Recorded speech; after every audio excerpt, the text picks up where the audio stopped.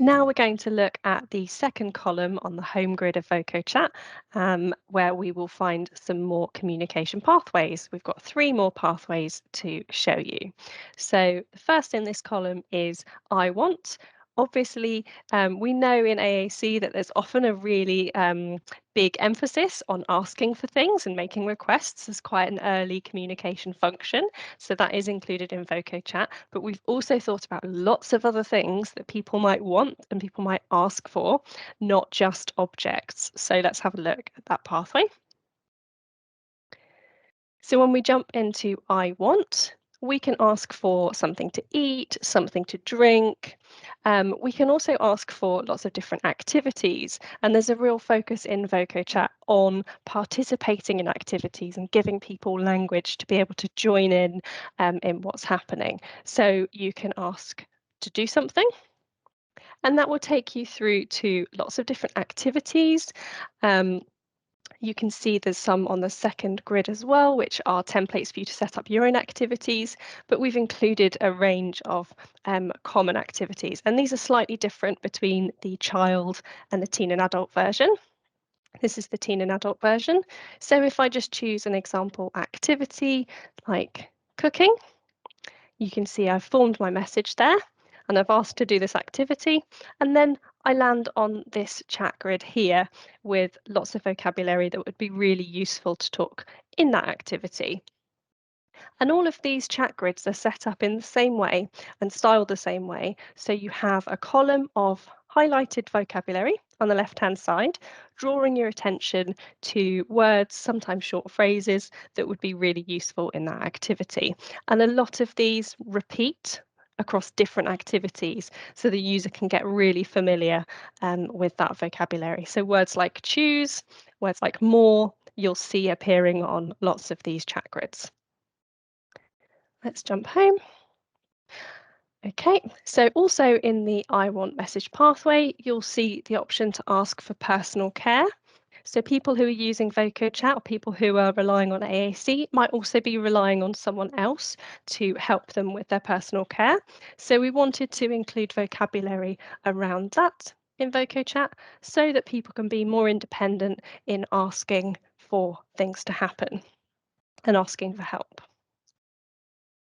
Second pathway in this column is the I feel pathway. Obviously, it's really important to have quick access to be able to say how you're feeling, particularly if something's wrong.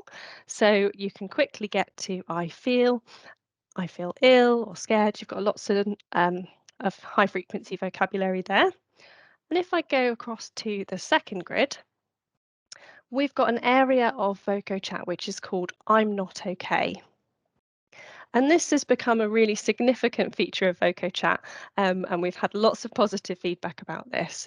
And really, this came about through lots of conversations and knowing that we talk about mental health a lot more in society now, and it's much more acceptable to talk about how you're feeling, and it's acceptable to even say if you have depression or anxiety. And we know that people who have a communication impairment are much more at risk of mental health problems. And it can be really hard for them to talk about that if they don't have access to the language. So if I go into the I'm not okay section, we've got an area of Voco Chat which is dedicated to being able to say when something is wrong, when you're not feeling okay. So this is all based on a really fantastic resource that we found, which was based on a project that was carried out with adults with learning disabilities. And it looked at the language that they would use to talk about their mental health. What does it feel like physically if you have depression or anxiety or a mental health problem? So you might feel sick, you might want to cry, you might want to be alone, hot. So those physical symptoms. Things that you might be worried about that might be causing your anxiety. And then there's lots of other reasons here, and also including saying, I don't want to talk about it, or I don't know why. I just know I'm not okay, but I don't know why. So there's lots of language in there. And there's also language to be able to say when something hasn't happened. So As I mentioned already, that some of the people using Voco Chat might be reliant on other people for their care, and perhaps something hasn't happened. So if I go into this area, you can see that there's language to be able to say something hasn't happened. Maybe you've not been changed, you've not had a drink, and there could be a completely innocent reason as to why that hasn't happened, but really important to have access to that language to be able to report those problems. So that's the I'm not okay section of Voco Chat. Lots and lots in there for you to explore. And the final communication pathway in this column and the final communication pathway on the home grid is I think. And that's all about giving your opinion. So really important to be able to say what you think about things, a really common communication function that we all use. And you can see the first column here is just a really simple way to give your opinion. So you can say, I like it, I don't like it, or I'm not sure.